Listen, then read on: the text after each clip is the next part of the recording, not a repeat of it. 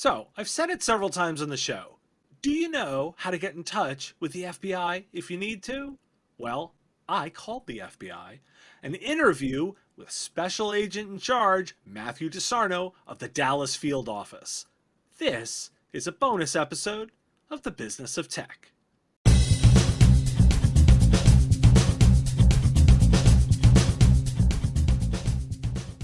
So, Agent DeSarno, I'm so excited to have you on the show today.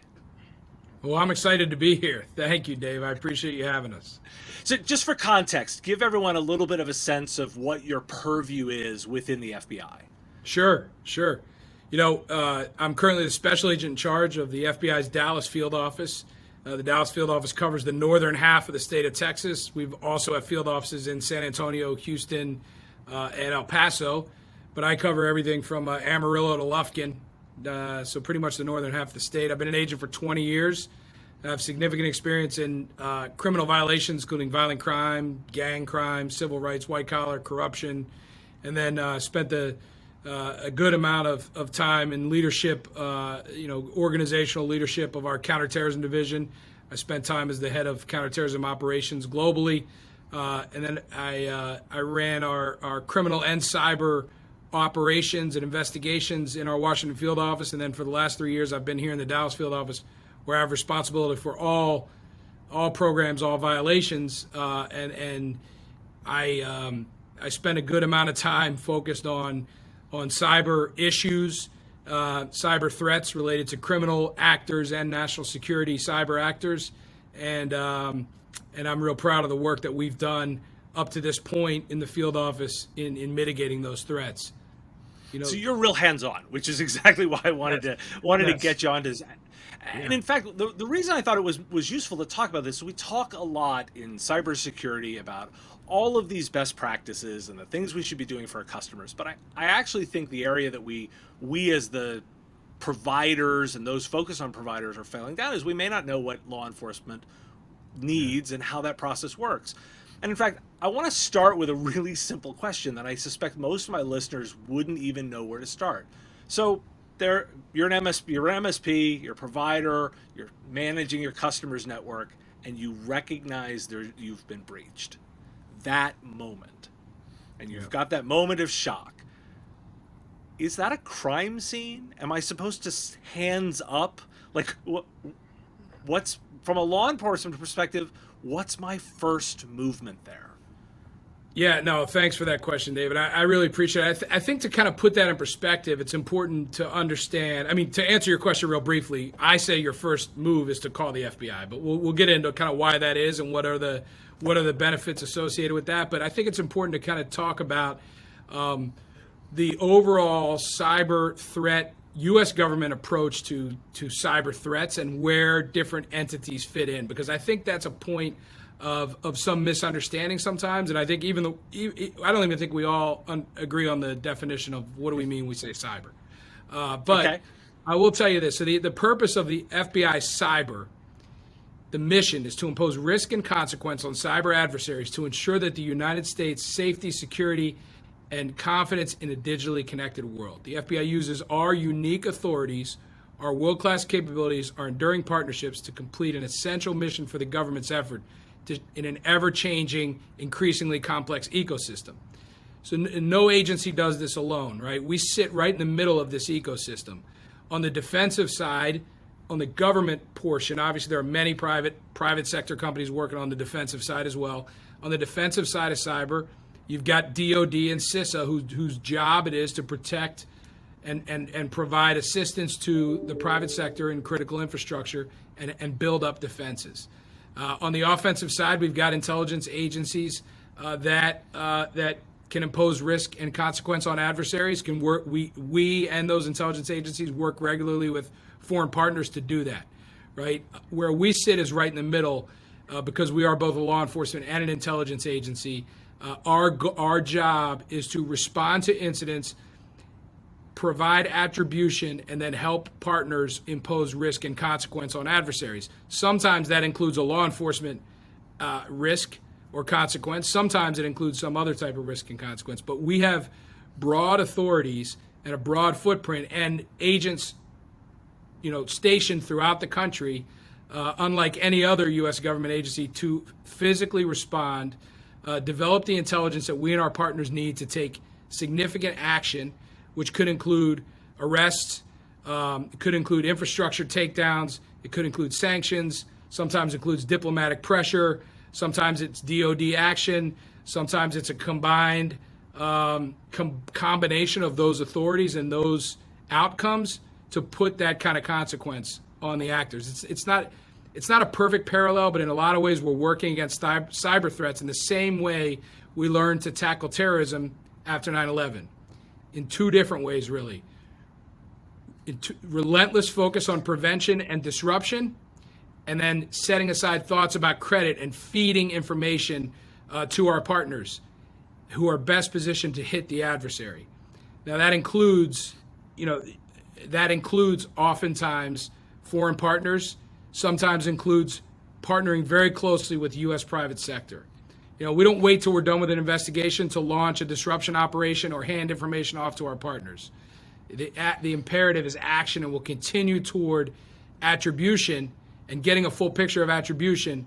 And as that's becoming clear, then we start working across the interagency to make those, to create those effects, right? We're both an intelligence and a law enforcement agency. There are no other agencies globally really that have those types of combined authorities. And then because we partner with both the intelligence services globally and law enforcement services globally, we've got the ability to really bring or help our partners bring those types of effects against adversaries. So to get back to your question, CISA clearly is the lead agency for asset response. They're focused on sharing information quickly. Their work is vital to our understanding of what an adversary is planning and doing. And our work against a threat often uncovers new victims or feeds indicators to CISA that helps them harden defenses. And then the overall intelligence community is coordinating efforts across the intelligence community.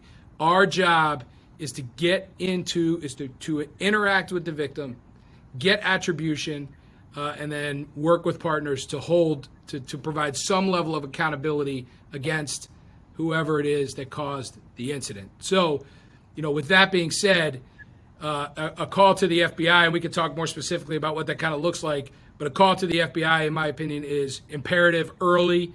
It's a key to having any kind of success, and it's also a key to us creating this whole of society approach to defending our cyber ecosystem. Our adversaries are clearly using a whole of society approach because they can, right? They can force it, and they do force it. But because all of U.S. critical infrastructure, the vast majority of it, is in the hands of the private sector, and we can't force that type of collaboration, we have to encourage voluntary collaboration and voluntary protection, because, as you know, and as you've seen it said, cybersecurity really is national security, and cyber risk really is business risk. So we've got to come together and build the types of relationships and the types of trust between the private sector and the U.S. government to make sure that we are hardening ourselves appropriately. Yeah, I think my listeners are very bought into the strategy. In fact, they're generally the ones defending their U.S. company. A lot of U.S. companies working with U.S. small businesses to defend them. So let's make it really practical for them. Because it's one thing to talk about partnership at the big level, but I want to try and make it really practical for small providers. Yeah. The 80% of the provider market is less than $10 million in revenue. These are smaller companies. So they're in that moment of shock. And they have now said, okay, I want to call the FBI. Let's make it really practical. Yeah. Like, is there a 1-800 number? Do you start with your finding your field office? Like really, how, from a practical perspective, who's the first call? Yeah, no, I think that's a great point. And hopefully prior to that call, the company has done a couple things. Already had some level of engagement with the FBI. That's not imperative, but it's hopeful.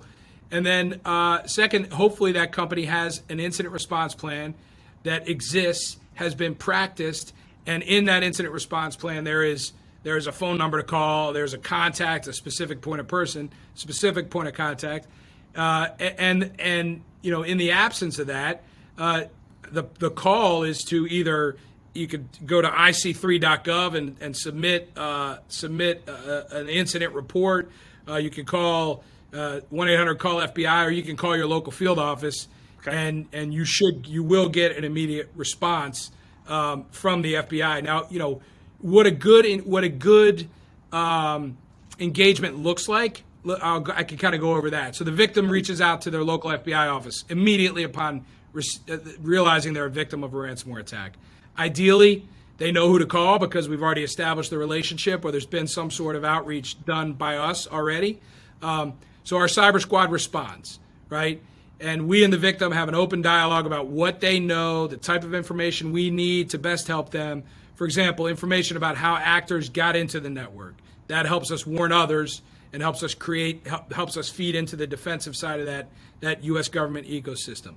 Information that tells us which ransomware variant was used. Obviously, that's critical to us because the way we work large ransomware variants, is we have offices that own those variants that have a lot of familiarity with them. So if the victim's in Dallas, but the ransomware variant may be owned by our New York field office, as soon as we can identify that, the Dallas cyber squad will continue engaging with the victim, but that New York field office squad that's expert in that ransomware variant is working the investigative piece of that in an effort, like I said before, to hold someone accountable for it, right?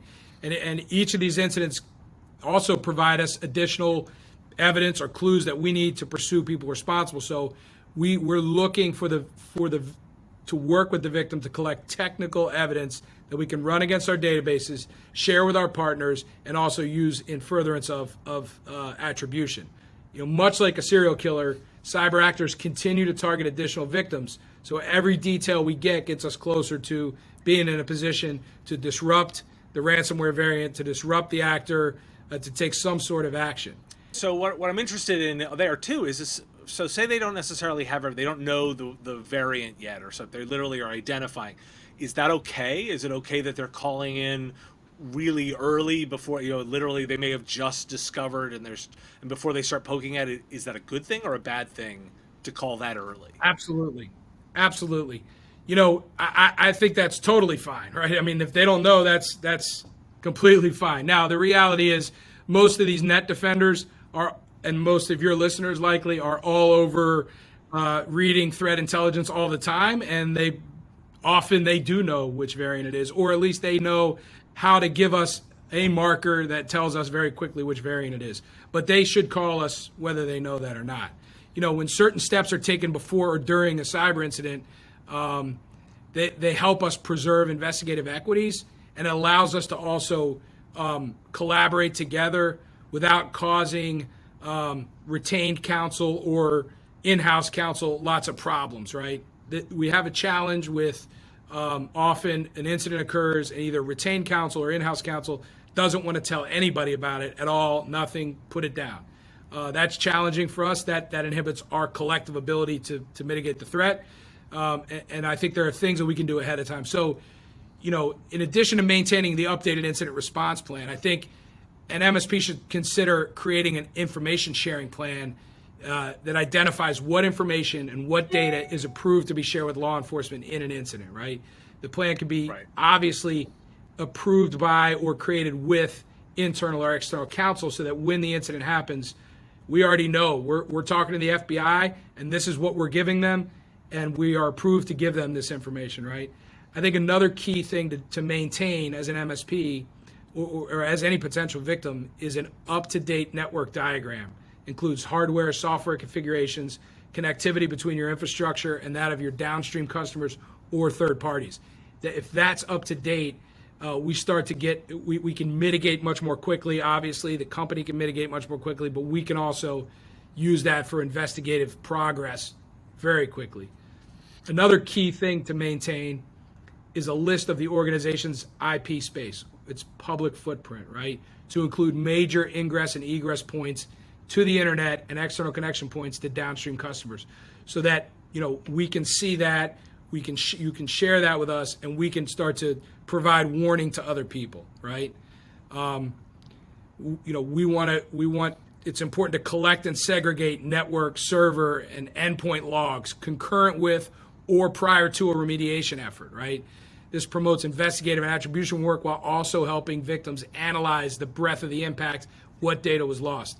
You would be shocked, your listeners would be shocked at some of the lack of logging that we see out there. And then where forensic images or packet captures of images, impacted infrastructure are collected, obviously we want those preserved. We want to maintain a clear chain of custody of those things in case we have the ability to use those in some sort of legal process. Right. And then, we want to leverage out-of-band communications with incident response team members and law enforcement. Communicating incident response effort on potentially compromised systems is clearly not a good idea, right?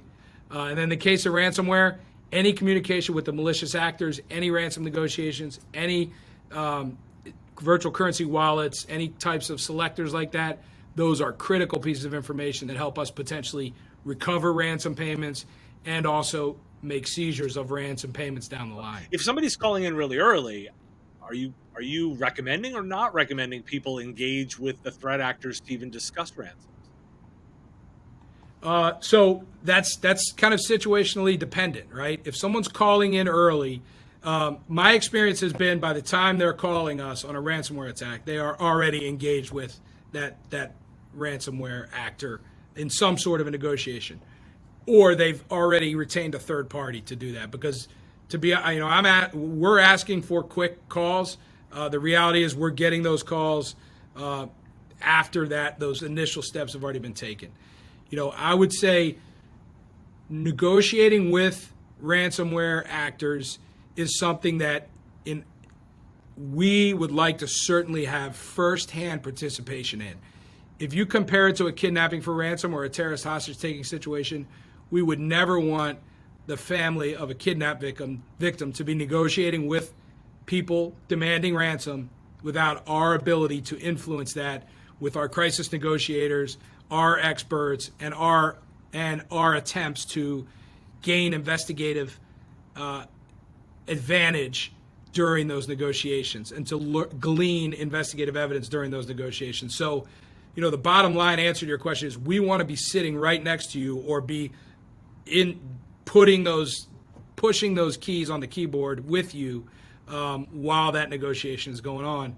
Because that in a ransom situation, whether it's ransomware, a kidnapping for ransom, or a terrorist hostage taking, that's the advantage of those things, is that the bad guy communicates with you. That's the vulnerability that they leave. So let's take the magic wand for a moment, and let's take a customer and their MSP where you are the first call. You get called before they've engaged with the ransomware actor. Like, what does that unlock in terms of resources that you can put into incident response? At any time for the call, we're going to start to bring resources. So what we've done, typically how we will evaluate the level of response and resources have to do with impact, right? We've seen some clearly extremely impactful ransomware attacks. JBS Foods, Kaseya was very impactful. Colonial Pipeline, significantly impactful, right? If a company that is either a third-party supply chain provider, MSP like Kaseya, we're bringing everything we can bring. We're bringing CAT teams, which are our specialized teams, to go on site. We're working at the highest levels of government. The ransomware attack has visibility, and we're working to push information to policymakers as we're learning who's responsible for it. We are working very closely with CISA, sharing indicators. We're sharing indicators with domestic and foreign intelligence agencies to try to both push attribution and take some action against the adversary, and that's all happening very quickly. On the other hand, if a Joe's Trucking, 6-truck operation with 8 employees and an annual revenue of $100,000 a year gets hit with a ransomware attack, we're certainly not going to push every resource we got. We will engage with that victim. We'll be looking to what other potential victims have connectivity with Joe's Trucking.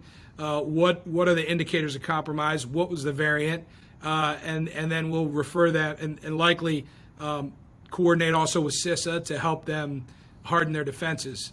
But really, the total scope of the resources in a large scale or an impactful ransomware attack or an impactful nation-state cyber actor attack are significant. I mean, we've got people all over the country, cyber experts all over the country, in large numbers. We've got the ability to move large numbers of people to the problem, and then we're connected to all of the private sector and intelligence community partners we need to be connected to really bring significant resources to the problem. So what's the process like? So you've called in, you've made your report, you've started to engage. Kind of walk me through the life cycle of the case. So as we come in, the early engagement is going to be critical to our success. We're gonna have agent as much as necessary. We'll have agents on scene with the victim. In some cases, that's less necessary because we can remote in or we can work at a data center and get that done. Often, if it's a ransomware case and it's a high profile, high impact ransomware case, there are demand signals from Washington for information, and some of those demand signals go right from the highest levels of our government straight to the company, right? They often go, if the victim is in energy, the Secretary of Energy may be reaching out to the CEO and asking questions about how bad is this? How, Colonial Pipeline or JBS Foods, for instance, food supply, how bad is this going to be to the U.S. food supply in the next 72 hours? How about in the next 2 weeks? And so, in the backdrop of all that, I think, in my opinion, a significant mitigating factor for the leadership of a company that is a victim of this is to be able to say, we are working very closely with the FBI. We have also hired, a remediation service, and just to go through all the steps that they are doing. So while we're working our case, what's also happening is a crisis response internally in the victim company to mitigate, remediate, rebuild, and get business back up and running. And we unfortunately have enough practice at this to know how to collect the evidence we need, engage with the victim as we need to, and not be disruptive to that mitigation and reconstitution effort on the part of the victim. Yeah. So what kind of protections do you offer for both the information and sort of how the provider is going to be viewed during the process? The first instinct is to not call anybody, right? Or call my lawyer and don't tell law enforcement. I think the more quickly you can give us technical details about the attack, the more quickly we can help. If we can get quick access to cyber incident reports, link the intrusion to other FBI investigations, work with our intelligence community partners, we can provide technical information to those victims to stop ongoing incidents or to potential victims and prevent activity. We treat cyber victims like we treat all victims. A trusted partner who's assisting us, but they are the victim of a crime, and we don't go around giving out victim information. There's always going to be a concern on the part of a general counsel or a third party counsel that, hey, if these guys end up indicting somebody, this is going to come out that you were the victim. But the reality is, it often comes out anyway, and it's likely in the information environment that we're in that someone is going to divulge the fact that a company was a victim. For us, if we open a grand jury investigation and we are investigating it as a criminal activity and the company is the victim, we're prohibited from sharing that information. Now, if it's public knowledge that the victim has been hit and people know it and it's out there, then we work directly with the victim on messaging in a way that allows the victim company to often push that message themselves, or to make sure that whatever we are messaging, if we are allowed to message anything, is consistent with what the victim's messaging, if the victim is in fact messaging truthfully. If there's a disconnect there, then we generally don't say anything. Right. I mean, that's kind of how that works. But I think it's just important to know that notifying the FBI is not likely to be the reason why the public becomes aware of your breach. There are plenty of other reasons why the public was going to become aware of your breach, and they will, unless you're Joe's Trucking and you have 6 trucks and $100,000 a year in revenue. Then they might never know about it. But so we've talked a little bit about how the call works, the kind of information you've given us some insights into the prep that would help, and you've talked about sort of the process. But I'm going to ask kind of a simple question for most of these providers, particularly because if you're doing a good job before your breach. How do I build a relationship with the FBI? Do I call you guys up and visit? Like, is it like what is that? Walk me. Like, how do I build a relationship with the FBI in preparation for the eventual? I'm probably going to need them. No, that's a great question, and I'll tell you that here in Dallas, and I know that my colleagues around the country and the other 55 FBI field offices, we are making an effort to conduct outreach, and I know that we are open to any outreach from any company. Obviously, there are so many thousands of potential cyber victims out there that becomes a real challenge. So there are a few key ways to do it. Right? We have formal programs like DSAC, our Domestic Security Alliance Council. That is a corporate membership. It requires certain revenue numbers and connectivity to critical infrastructure that the company can be a member of that. There's also InfraGard, which is an individual membership. That neither of these they're both affiliated with the FBI, but they are their own 501c3 organizations that are focused on domestic security, cybersecurity issues. And the FBI shares significant information through those channels. There are also, and those channels have portals that have threat intelligence all the time.